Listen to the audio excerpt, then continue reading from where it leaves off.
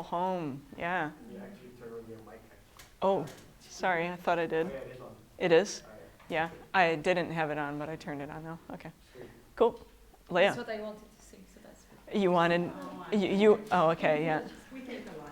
Oh, there we go. Yeah. Awesome. Yeah, the land. Cool. Yes. Good. Nice job, guys. Yeah, I wanted to just highlight this one. Everything that you guys said, great. Nice. But this one, Genesis 12:2, just with Abraham here. And Jones already did a great job, but let's just flip to that one. Genesis 12. And we're going to focus in on 2.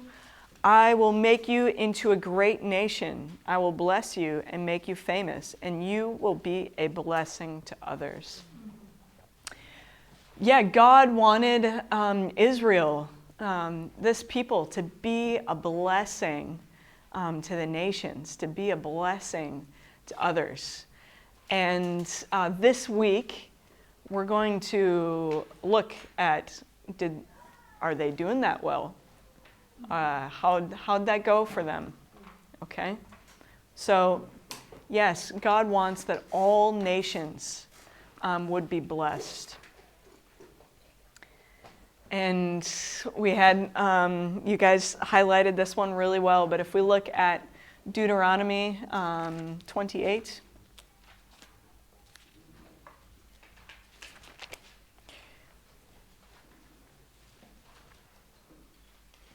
Yeah, so if we, and again, we could read this whole chapter, but we'll just look at Deuteronomy 28. Deuteronomy 28, and we'll look at verse 1. If you fully obey the Lord your God and carefully keep all his commands that I am giving you today, the Lord your God will set you high above all the nations of the world. So, I just want to highlight that word if. Okay? And then we'll look at verse 15 and verse 36. But if you refuse to listen to the Lord your God and do not obey all the commands and decrees I'm giving you today, all these curses will come and overwhelm you. And verse 36. The Lord will exile you and your king to a nation unknown to you and your ancestors. There in exile, you will worship gods of wood and stone. Yeah, you will become an object of horror, ridicule, and mockery among all the nations to which the Lord sends you. So we have this warning. You know, we've got this warning. God is in his goodness trying to let people know that, hey, there is something coming. Like if you're not looking to me. So let's look at Samuel 7:16.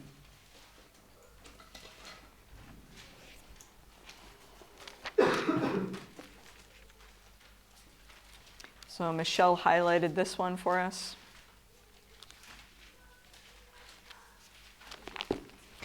And I'm sure that Mick did an awesome job last week of covering a lot of ground. Man, you guys did a lot last week. Incredible. Is that right? Second. Yeah. I was like, wait a second. I'm like, yeah, 7:16. Sorry, 2 Samuel 7:16.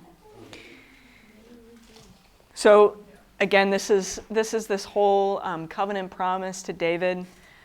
Just really, really beautiful. What God, what kind of this almost conversation that they're having together.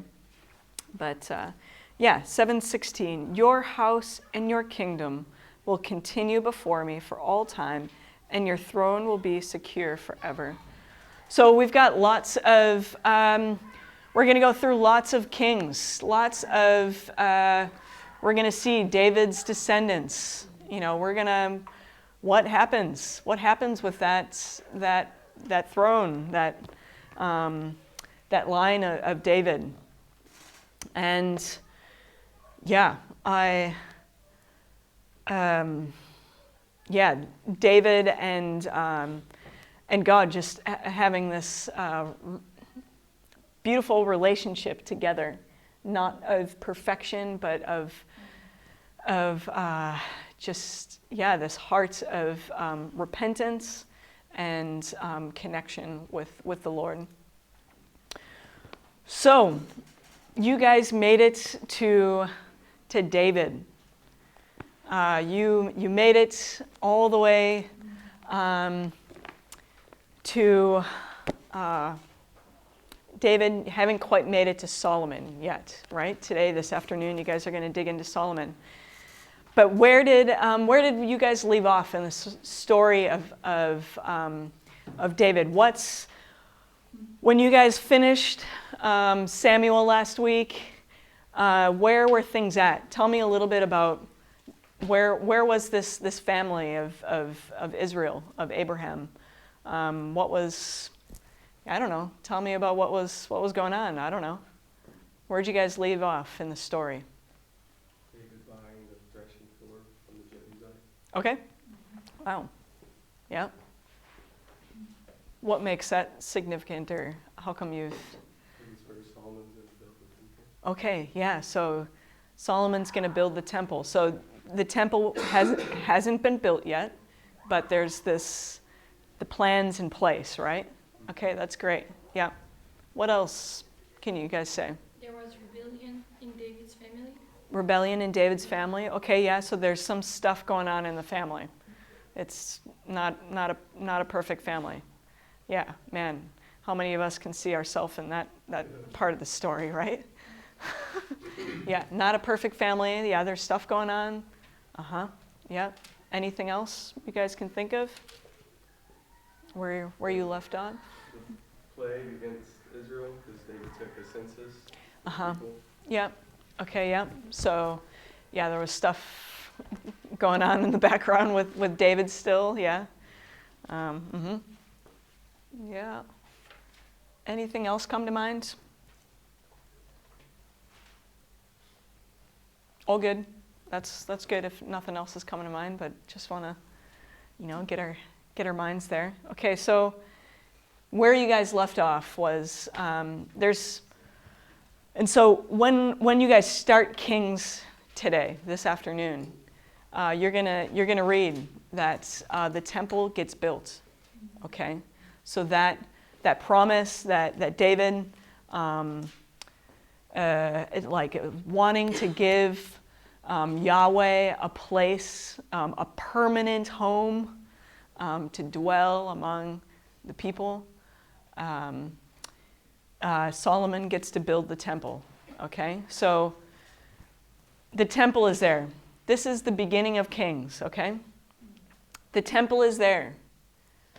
There's a united kingdom. So last week you guys talked about Joshua and Judges and the tribes. You know, they all had their allotment of land and kind of doing their own thing, and some not good stuff. Well, David brings this unity, this united kingdom. Not UK as in British, but this was the first united kingdom. All right, no, just okay. So he brings this united kingdom. The tribes are working together. There's a king. Okay, there's a government, and so there's the temple. There's this united kingdom. At the end of Kings, this is where the spoiler alert comes in. Are you guys okay that I kind of tell you the end of the story, or? Yeah? Okay. All right. Michelle, are you okay with that? All right. Oh, you know it? Oh, I don't know. Okay. Oh, spoiler alert. Okay, guys, the end of Kings, there is no temple. Okay? There is no more land. They're not in the land anymore. They don't even have that promised land anymore. There is no kingdom. There's no more kingdom.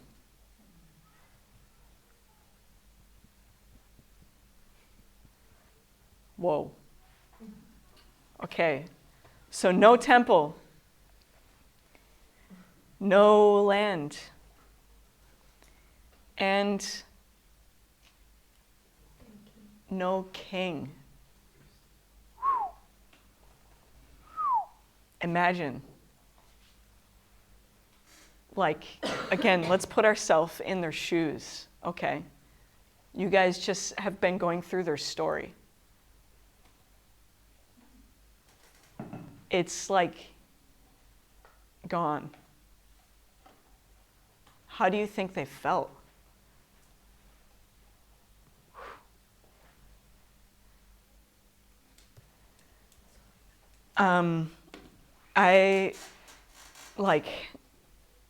I've had times in my life where I thought things were going really well. In ministry, I've had times with friendships, and where it just suddenly is like gone, like it falls apart. And those times are like so painful. Like, you know, if I think about those times, it's like, oh my goodness. In that time, like when that friendship that was so important to me just like fell apart, or that I invested so much work into that project and it just gone. I'm sure you guys can think of things in your life too where it was like, whoa, like I had this, and maybe for some of you, like you thought it was like going really good, and then suddenly, like, gone. It's like it's painful. And I mean, I've had those moments, and on the other side, like, you know, like maybe the weeks afterwards or the years afterwards, and I can kind of look back now and be like, whoa, okay, that was really painful, but like God was actually maybe giving me a fresh start. And so this one is blank because it's like, you know, there's times that God gives us, I believe, like this new beginning, this blank page that is scary. Like sometimes we don't like the blank page. We just like kind of want it all, like, you know, to, I don't know, like just be there for us, and you know, those things that we hold on to as our security, like for them to be on that page. But then I think God gives us like these fresh starts, these blank pages, and so that's, and we'll, you know, we're not jumping to the end of the story yet. We still got, you know, we're gonna go here and then kind of move through it and come back to the end. But when I was preparing this for you guys, like, I don't know, the Lord was really ministering to me in this, and I felt like maybe there was something for some of you guys too that, I don't know, like if some of you have come to this school like wanting a blank page, or if you, how do I put that? Clean slate. Yeah, or like maybe even without your own choice, you've been given a blank page.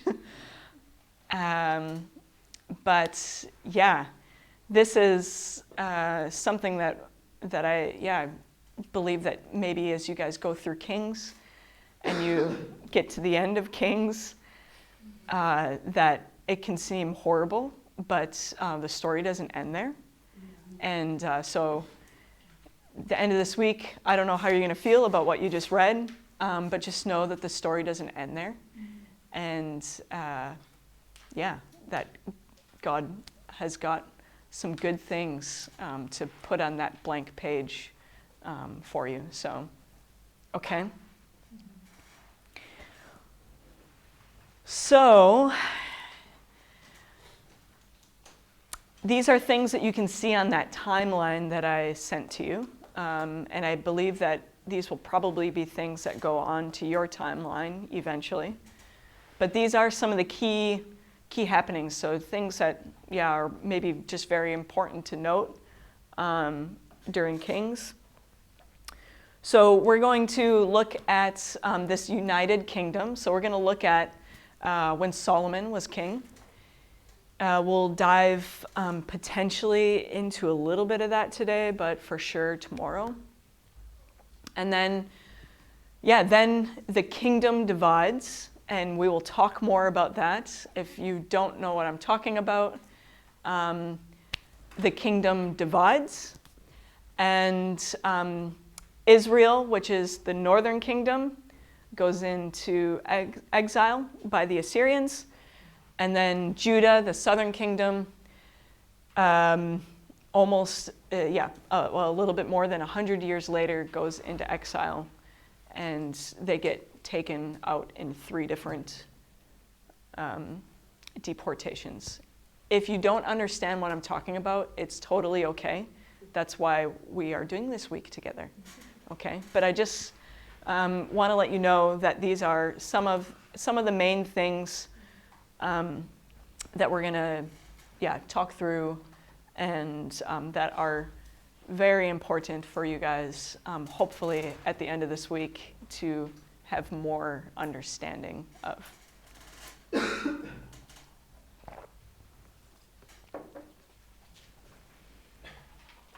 Okay, are we good? Yeah? Okay. So, we're going to jump into the book of Kings a little bit more. What was the message of Kings? Who is the audience? Who was it written to? So one thing I want to mention about these books, in particular Kings, is that it's a historical account, okay? So it's different than poetry, it's different than wisdom literature, it's different than, the prophet writings. It is a historical narrative. What that means is that someone has a message that they want to give to somebody, and they have chosen which parts of the story to include that is going to get across that message, okay? So much like what I'm doing this week. Okay, there are a lot of things I could say, but there's a message I'm trying to get across, so I have chosen which parts of Kings to highlight to you, okay? So the cool thing, I think, about the Bible, in particular Kings, is that the author decided that they would put parts of history that were actually not good parts of history. I think that this is amazing. so much ancient writing. Like if you look at lots of different ancient writing, you'll see that when they talk about their history, they only talk about like the victories and the triumphs and the heroes of their land. Well, God's story that he puts together is full of a whole bunch of failures by his own creation. It's pretty amazing. I think it's like totally relatable. But yeah, so this author did not include everything. We're talking about 500 years, right? They have chosen and picked which stories they want to share, what they want to include. So this author has chosen to write down this history from Solomon all the way to the last king of Judah, Jehoiachin. So, why did he choose these things? Does anyone know what kind of question I just asked? Oh, yeah. Oh, that why question, a good interpretation question. So why would the author choose to put a bunch of failures and mistakes? If you guys have thoughts on that, feel free to say something, but it's okay if you don't. You can just think on it for a moment. Yeah. I think it's to help them to remember what really happened and why it happened. Like, because we see like the end already, and so like we could think, oh, but it starts so well. Why it doesn't end like that? Just if you just say like the best about the country, like people would be like, it does not make sense. They have to add like the disobedience and have to see everything to see the right big picture. Great. That's great. And also it shows that, like you said, other cultures or other history books, you just talk about the victories, but it shows like it's not just a human writing this book. Like God plays a role in it, what goes in, and he's like, no, I want like, this is mentioned because it is part of history. And cool. Like even for us to see, like, oh, like you said, also relatable. Like, oh, they failed so many times and God still was faithful. Yeah, that's good. That's good. I think also for us reading today, like after like Jesus came and we have the New Testament, it just makes it so much better, like knowing like what the Israelites have been through, and that it wasn't just it was good and then it got better, but it was like they were miserable and God saw that and just makes it so much better. Yeah, it's good. Thanks, Michelle. Did you have something, Sam, or is it covered? I do think the Bible's full of truths, and I think it just shows the reality of human wickedness and God's grace, and that, he's like the hero. So we can't save ourselves, but it's him coming to us. That's right. His grace and love. Yes. That's good. Yeah, that's good. And I think that's a good point. When we're reading, there's obvious characters and people in the story, but don't forget who the main character is. God, right? So, okay, that's good. So, when you read it today, you're going to read through the first 11 chapters, and the first 11 chapters is on Solomon. Okay, now, there's also another really big chunk in Kings on this King Ahab, which was horrible. Okay, you'll read about him. But then some kings, they only get like a couple verses. Solomon gets 11 chapters, and Jehoiakim just gets like two sentences. Okay, so why do you think the author did that? Why do you think there's 11 chapters on Solomon? Now, I know you haven't read through Solomon yet, but maybe some of you guys know a little bit about Solomon. Any thoughts on that? Why would the author choose like to have 11 chapters on Solomon, and some kings just a couple verses. Perhaps just the amazing blessing God put upon his life at the beginning. Just the way the Lord gave him wisdom and a knowledge and understanding and godliness, really. And then the great decline and fall that he experienced. Yeah. Tragic death that he went to Yeah. toward the end of his life. And Yeah. maybe just for us to see that and relate to that. Yeah. Good. That's good. Possibility. Yeah. That's good. Okay, so you guys can think more about that when you are reading through the book of Kings. Okay, now in the book of Kings, you're going to notice these characters in the book of Kings. And if you might miss them, okay? But there are these prophets throughout the book of Kings. Some of them don't even have names. Some of them just have like a sentence or two, okay? But these prophets in the book of Kings often actually steal the attention, meaning that they're really highlighted, okay? So, yeah, why would the author highlight a bunch of prophets?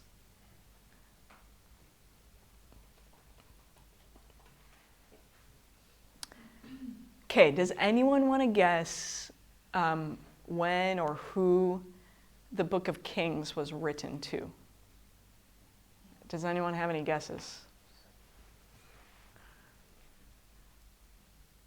No one's got guesses. Maybe Solomon. Maybe Solomon? Okay. Elijah. Okay. Yeah. So because Kings is written all the way, and I know you guys haven't read it yet, but all the way to the last king of Judah. Okay. So, and it's when they're taken into exile. Okay, so the book of Kings was written to the exiles, to the people of Judah who were captured by the Babylonians and taken from their land to another place. Okay, and that's who the book of Kings was written to. Okay, so this is really important to remember when you guys are reading through Kings.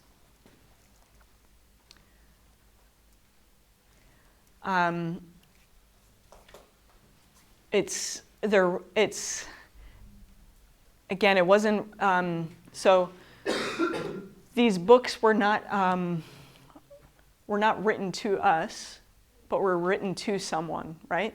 And the people that the book of Kings was written to were these people who, from Judah, that were taken from their land, living in a foreign land, and asking this question of how did we get here? So like Leah was saying, how did we get here? How did this happen? How do we suddenly have this blank page? Okay? So, yeah. When you say the 500 years, it's for the two kings, like for these two books, about this time? Mm-hmm. Yep. Yep. First and Second Kings. Yeah. So when I say kings, I'm meaning First and Second Kings. Yeah. Sorry. So, yeah. So originally, when the Bible was compiled, they divided up the book of Kings. So it was originally one scroll, it was one book. First and Second Kings was not two books, it was one book. So same with First and Second Samuel, same with First and Second Chronicles. They were all one book. So yeah, when I say Kings, I'm talking about First and Second Kings. So what was this author trying to say? What was their message? Yeah. So, yeah, anyways. I was having a little bit of fun looking up some GIFs. Oh my goodness. Oh, I thought I could pause it. Okay, so continual disobedience to the covenant led to the exile. Kind of like falling in that puddle. The author was trying to help these people see why they ended up where they were. Why they had no land, why they had no king, why there was no more temple. The author is trying to break them out of their denial. They're like, oh, poor us. Like, how did we end up here? Like, why are we here?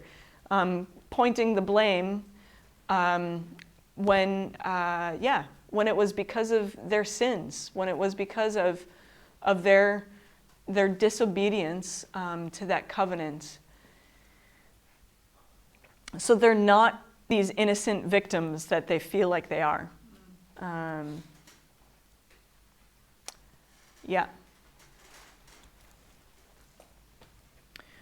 So the book of Kings, 1st and 2nd Kings, was written from this perspective of a prophet. So a prophet probably, we don't know for sure, a prophet probably put this collection of stories together. And that's why there is such a highlight on the prophets. So there's 40% of this book has something to do with prophets. That's a lot. 22 chapters. There's 40 prophets listed in Samuel and Kings. 40 prophets. And I know we haven't covered prophets yet, but this is what I think is like, man, God was just trying to get their attention. Yeah. Okay. So, it's, sorry, I didn't fully block that out, but it is the book of Kings, but it's really highlighting the prophets, okay? So just look for those people when you read. Look for those prophets, okay?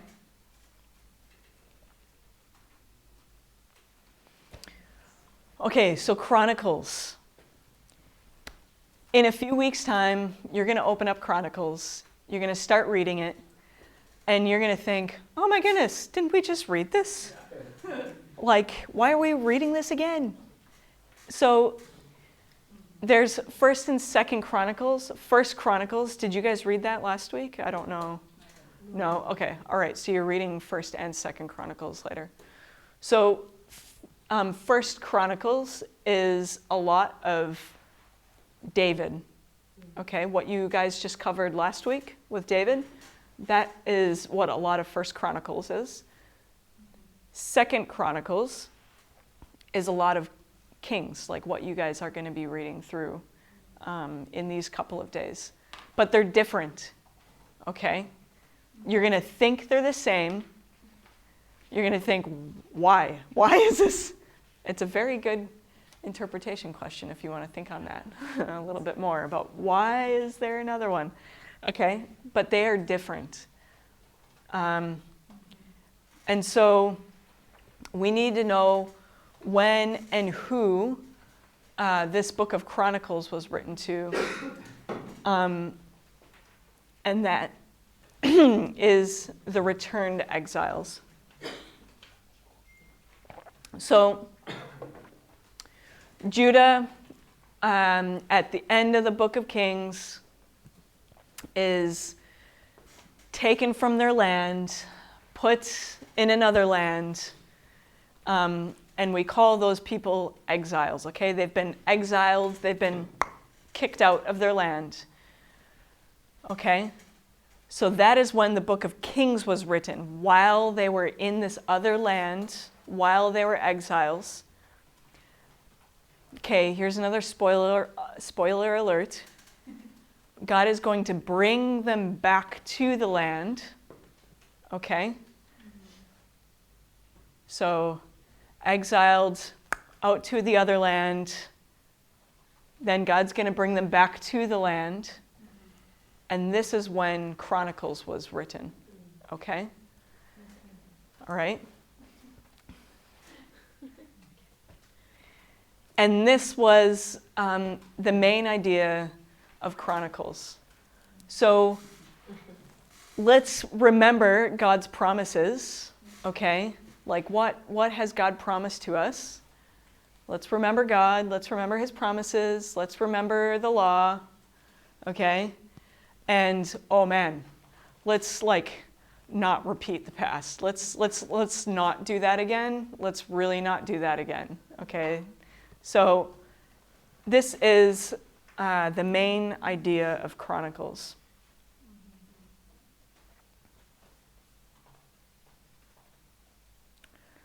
Okay.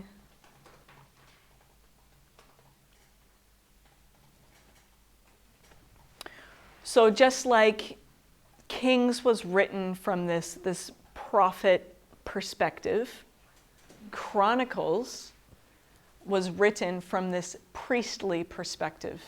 Okay, so the person who put together Chronicles was probably in a priestly role. Okay? And so we have to ask ourselves the question, why are there two books that are really similar to each other? Different, but similar. Okay, so question for you guys. Have you ever been in a situation where you felt just totally hopeless? Like, no way out? Okay, yeah, okay. I think we've all been there. So how would your explanation of that time be different afterwards? Like, so if you were to sit down with a friend and you were to just pour out your heart about this hopeless situation that you're in, I don't know a way out, it's horrible, I just don't know what to do, man, I'm just so afraid, I don't know, okay? So that time, when you are sitting with that friend, now if you fast forward some months or maybe some years, and you were sitting with that friend, would that conversation look a little bit different? It would kind of be hey, man, that was so hard, but wow, I don't know, I wouldn't have met this person if I wasn't there, or man, I just got to know that God is really with me even through the tough times, right? So your explanation is going to be different, right? Well, that is why there's two books that are similar but different. Kings is in that situation where it's it's feeling hopeless. Man, how are we going to get out of this? And that Chronicles time is that afterwards, kind of looking back and saying, man, well, don't want that to happen again, so I'm going to have some better accountability. Okay? I don't know if you guys have ever seen the movie Jumanji. Yeah, okay, so it's this movie, these guys are stuck in this game. They're trying to get out of this game, and they're like, oh my goodness, this thing's attacking me. And then, this would be them on the set afterwards, just hanging out and talking about it. And they're oh yeah, that was really funny. It was hard, but wow, that was really funny. Anyways, okay. Any questions so far?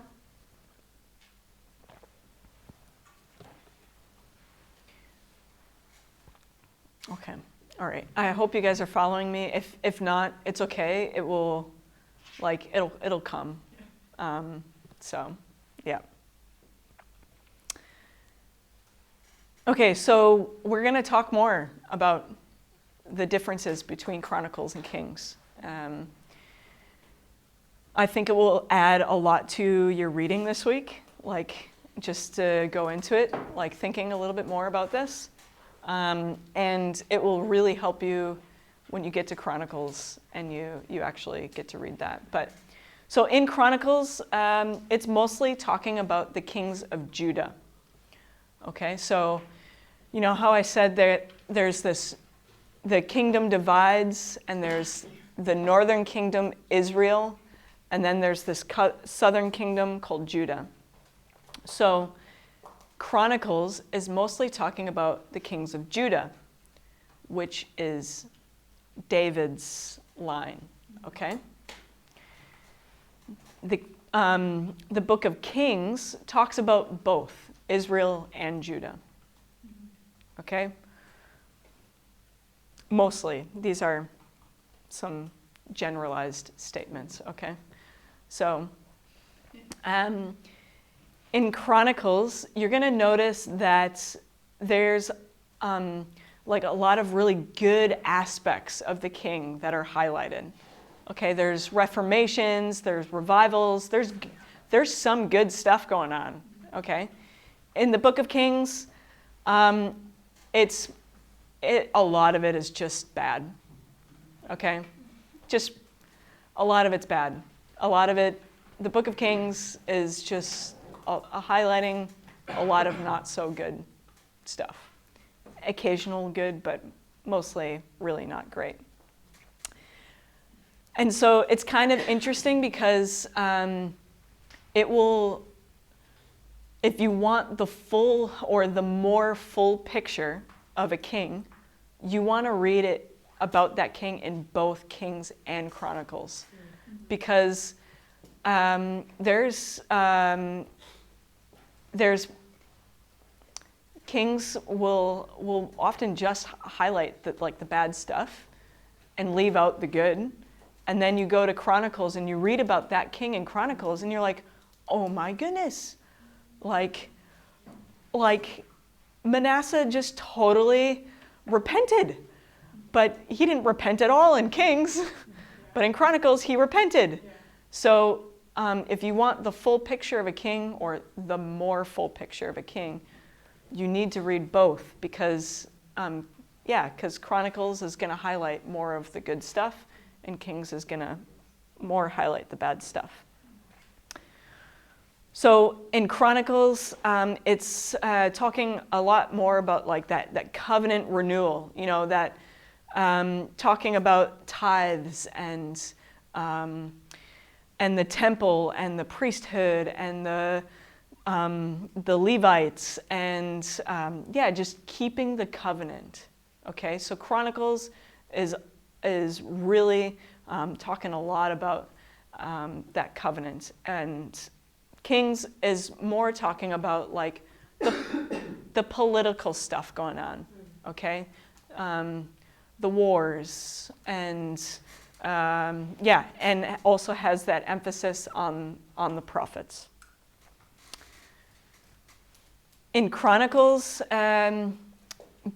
it's talking a lot about David's line, okay? So when you start First Chronicles, you're going to read through the whole genealogy of David, okay? And so Chronicles is really trying to show how God has been faithful to David's descendants. Whereas Kings, doesn't really show that as much. It really is more talking about that, the nations and the political stuff going on around Israel and Judah. Okay. How are you guys doing? Do you guys want to do a quick stand-up stretch, I think? Maybe let's do that before we move that on. So feel free to. So Awesome. Well, I'm glad that you guys were talking. That means that you remembered something. You know, it wasn't like dead silence. So that's good.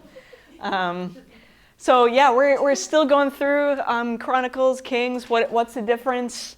So in Chronicles, you're gonna see that the author is really trying to show what a true king, like someone who is faithful to the covenant and seeks God, what that looks like. You'll hear, there's just going to be more of that emphasis from the author to really show you, hey, this is what a righteous king looks like. Hey, this is what it looks like when someone really, truly, wholeheartedly follows me. So in Kings, you're going to see that maybe the author is trying to show like, hey, this is what it looks like when someone does not listen to the prophets. Okay, so you're gonna read through it and you're gonna see, wow, okay, all right, yep, that prophet was really trying to be a good mouthpiece for God, and the king just ignored them, and that's you're gonna see the consequences of some of that. Okay.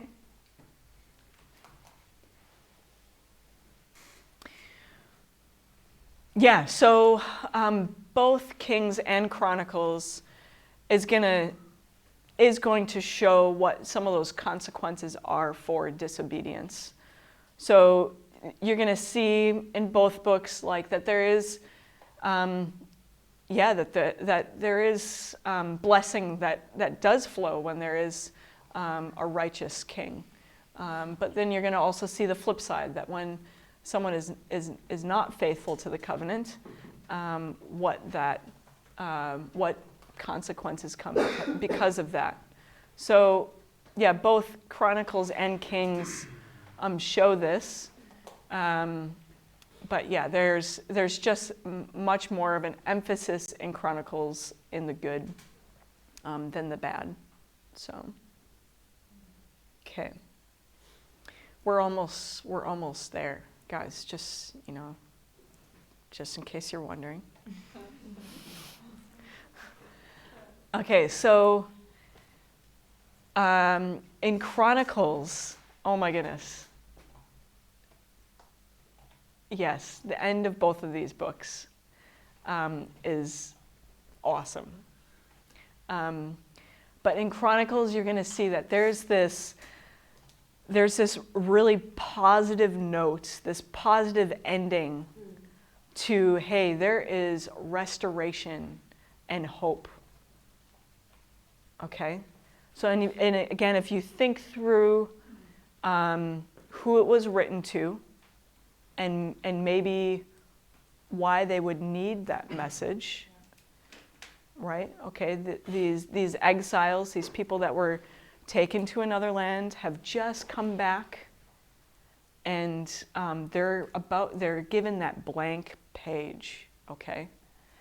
And the book of Chronicles finishes on this note of, hey, there is like hope and restoration, okay? The book of Kings ends on a little bit of a different note. It's kind of ends on this like destructive note of like no more temple, no more land. What are we to do? Okay, so it kind of ends on this other note, but there is this small little glimmer of hope, okay, at the end of Kings. And we'll get there. I mean, you're going to read it, but we'll get there in class too, eventually. Yeah. And so, again, just as a little bit of a recap, and just to help you guys, like, today you're going to start to read Kings. So it's helpful to really think and think about some of these differences and what sort of things are being emphasized in the two different books. So, yeah. So Kings, the prophetic. Chronicles, the priestly. In Kings, a lot of that political history. In Chronicles, a little bit more of that religious temple covenant. In Kings, the wars are really emphasized. In Chronicles, more the temple. In Kings, it has both Israel and Judah. In Chronicles, it's mostly focusing on David and his line.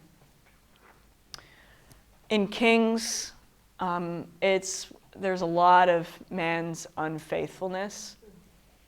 In Chronicles, you'll see, God's faithfulness. And the original readers are different. Okay, so just keeping that in mind as you guys read through Kings today, who are those original readers? And I know that for some of you guys, it's like, whoa, man, I've never read Kings. I've heard, maybe you've heard the word exile, but man, before my DBS, I had heard the word exile, but still had no idea what it meant. Maybe you didn't even know that the kingdom divides, that there's a north and a south. Maybe that still confuses you. Totally okay, all right? I did not know before my DBS. I mean, some of you guys have asked me, like, how come this week? Like, how did I end up, teaching this week? It's still the only week that I've taught in a DBS. I would like to teach more. But on my DBS, I left this week feeling really confused.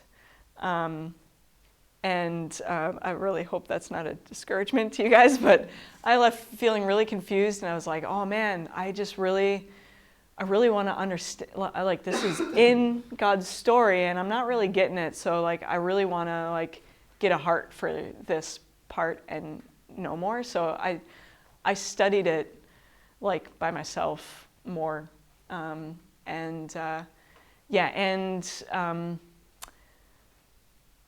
so that's how I ended up teaching this week, because I was realizing that it was something I really needed to learn more about myself, and the best way to do that is to actually learn how to like learn it and then teach it. So that's a bit of an encouragement for you guys, that if there's parts that maybe you finished the DBS with that you're like, I still really don't get that. Hey, maybe that's where you really focus your study in, and look for a way to already start to like plan to teach that to somebody.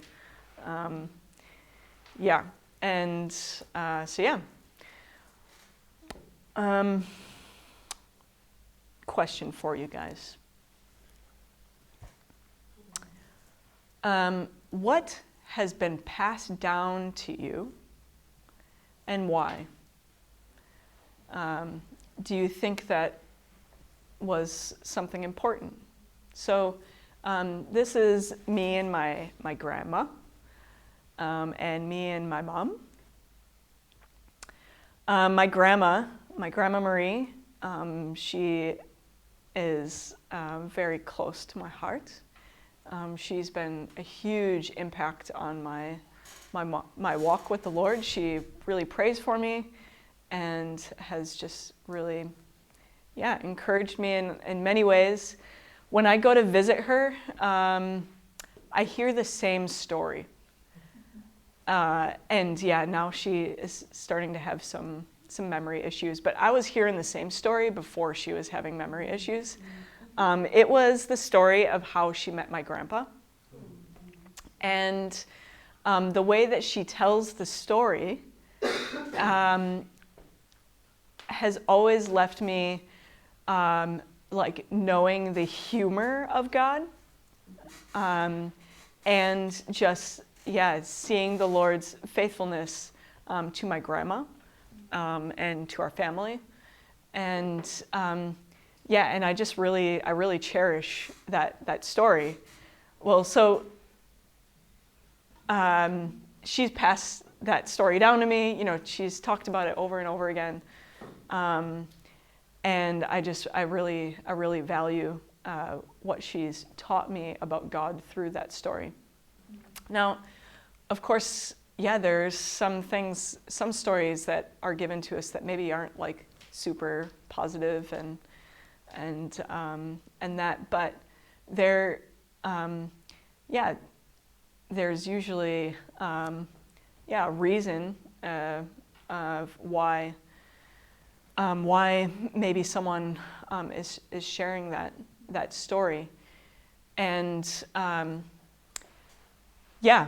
this photo here on the right is me and my mom. That's actually like just a few hours away from Berlin on the Polish side. And it's a tombstone of someone with our last name that we couldn't read any more than the name.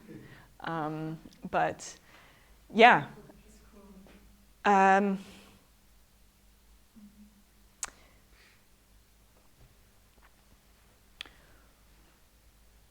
Going back to that original kind of question that I asked you guys of like, what will be your legacy? Yeah, what hopes or fears will you give away to others? What kind of worldview will you help paint for people by the way that you live your life or what you talk about or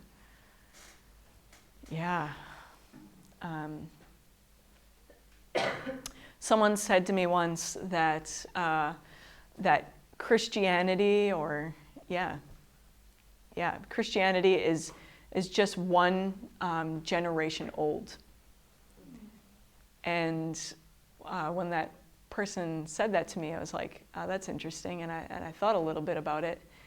And I was like, well, yeah, every generation needs to choose it for themselves. Like every generation, every person needs to really choose to follow Jesus themselves. But we can be a part of that, that influence, that voice, that, to help the next generation to really love Jesus. And are we going to be perfect in that? No.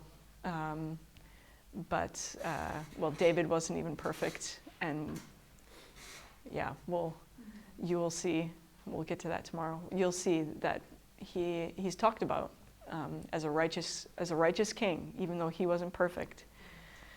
But what will be your legacy?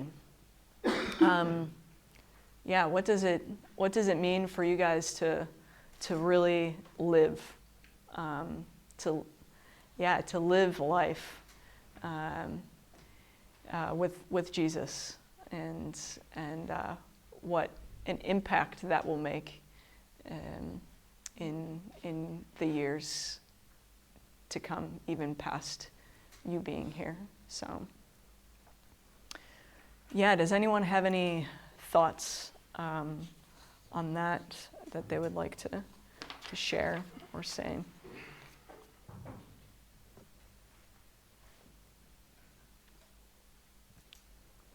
It's a head. I just love that you're asking that question. Thank you for bringing that to our hearts and minds. Important question. Yeah.